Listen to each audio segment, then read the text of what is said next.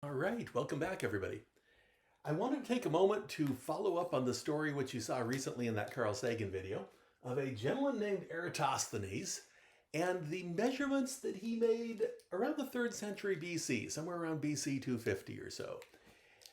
Eratosthenes' work is the first measurement in recorded human history that accurately was able to determine the size and shape of the planet that we're standing on, the size and shape of the Earth.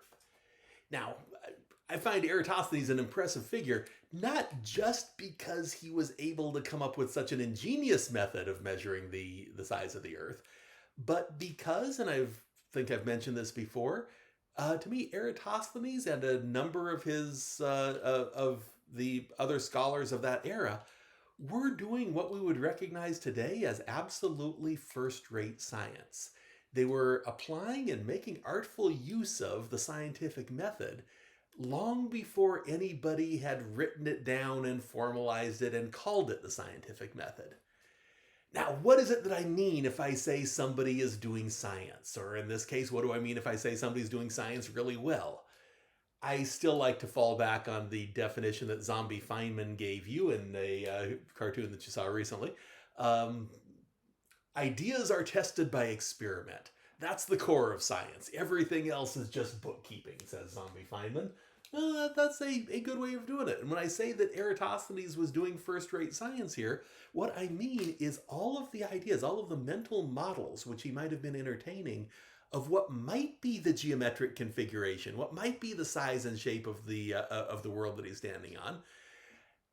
He was able to use his experiments to catch those models in contradiction, to eliminate one model at a time, because they made predictions that were not being borne out by his experiments.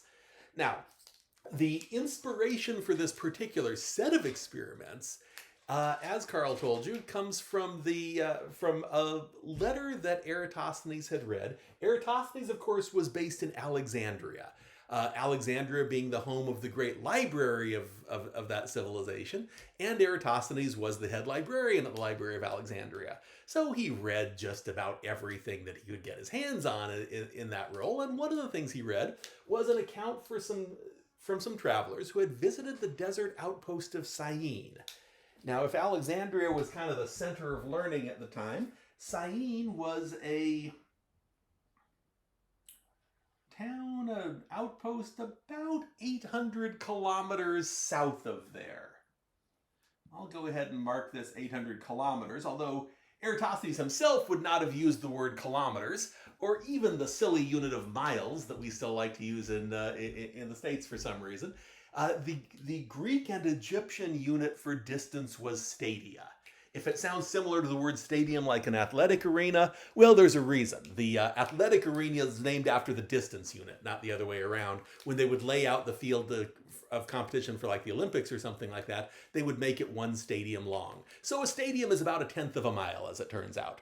So in any case, in modern units, it's about 800 kilometers from Alexandria to Syene. Syene is actually due south of Alexandria, about 800 kilometers.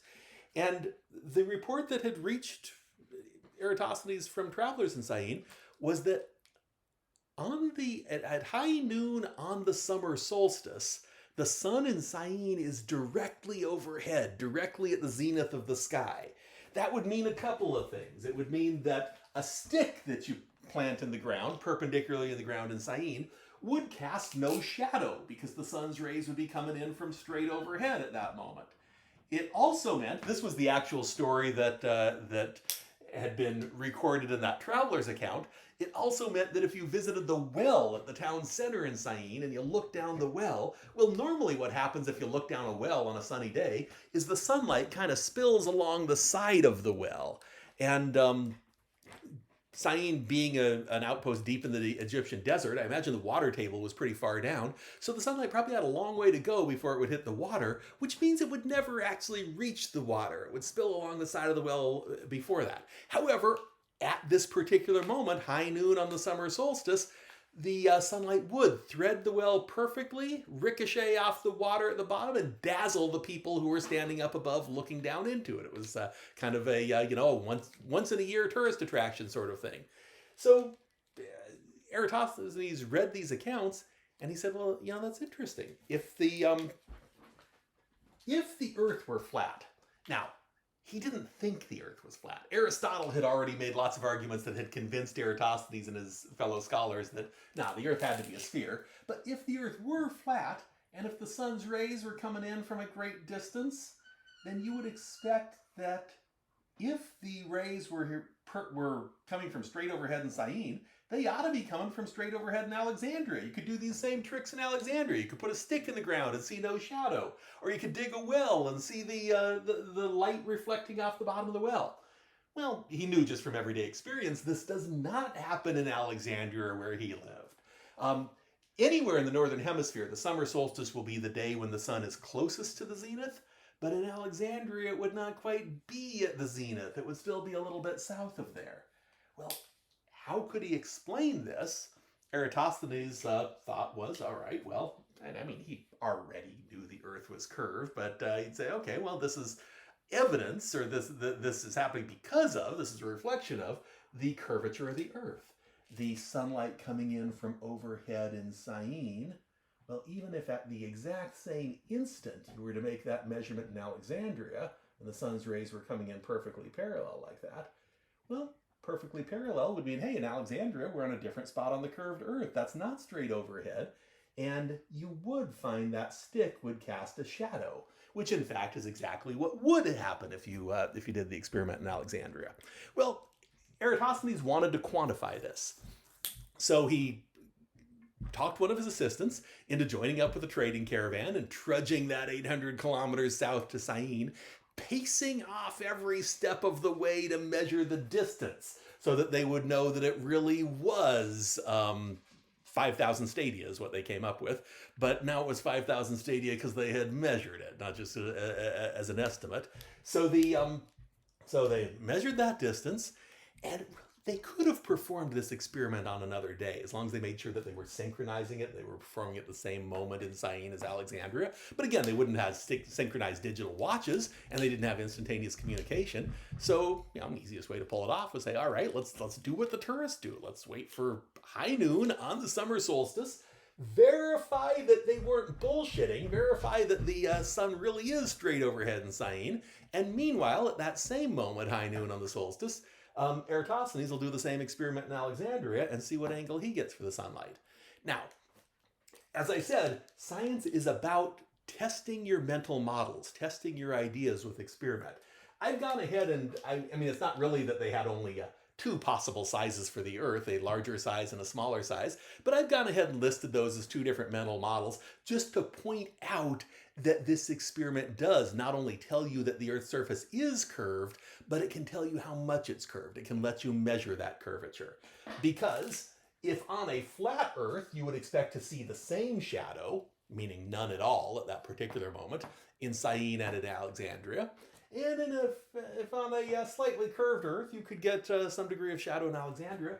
If the Earth were more sharply curved, which would propagate out to a smaller sphere, then you'd expect, all right, if the sun's straight overhead in Syene, you would get a much more noticeable shadow. You'd have a greater effect of that curvature. The shadow in Alexandria would be longer. By measuring the length of that shadow, you can figure out which one of these models you're living on. Or in other words, you can do the geometry and measure the size of the planet that you're standing on. So they pulled it off. Eratosthenes' friend did trudge that 800 kilometers south to Syene, did pace it off as best he could so they'd have the best possible measurement. So on all three of these models, I'm saying, all right, so they already knew it was 800 kilometers. The question was, that 800 kilometers represents what fraction of the way around that spherical Earth? Well, what they found was, at that moment, when they made that measurement in Alexandria, the angle of the sun's rays off of the vertical was a little over 7 degrees. Eratosthenes recorded 7.2 degrees. Now, from there, how do you take that and turn it into a measurement of the size of the Earth? Well, from there, it's just math. So Eratosthenes was an excellent mathematician, as his nickname Beta implied. He was viewed as the second best mathematician in the world. But even if he hadn't been, he was the librarian of the Library of Alexandria, so certainly he could grab a passing mathematician and say, help me with this calculation. Well, he didn't have to. There were a number of ways you could do the calculation. One very elegant one, which would have fit with the style of mathematics which was popular in that time and place. Again, these civilizations around the Mediterranean, the Greeks, the Egyptians, their signature branch of mathematics, the one that they were probably doing better than anybody else at the time, was geometry. Meanwhile, say over on the Indian subcontinent, well, they didn't have any contact with the Indian subcontinent, which was too bad because if they had, they would have realized the signature branch of mathematics over there was the beginnings of what would eventually be called number theory and so on. But using the geometry that they were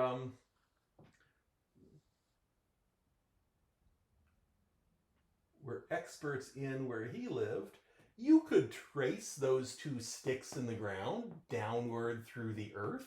The point where they would meet, it probably doesn't surprise anybody to learn the point they would meet would be the center of the earth. And if you do a quick geometric construction and you know that the length of this arc along here is 800 kilometers, you could figure out the distance to the center of the earth. Or another way that we often like to explain it is that 7.2 degrees that Eratosthenes had measured. Well, if you say, what fraction is that of a full circle? What fraction is that of 360 degrees, which would be the full circle all the way around the Earth? Well, it turns out 7.2 degrees is exactly 1/50th of a circle. In fact, because it comes out so nice and exact, I always wondered if Eratosthenes maybe kind of fudged the numbers a little bit to get it to come out so nice. But that's 1/50th of a circle, which means that 800 kilometers that his friend had walked from Alexandria to Syene is 1/50th of the way around the Earth. So what would be the actual circumference of the Earth?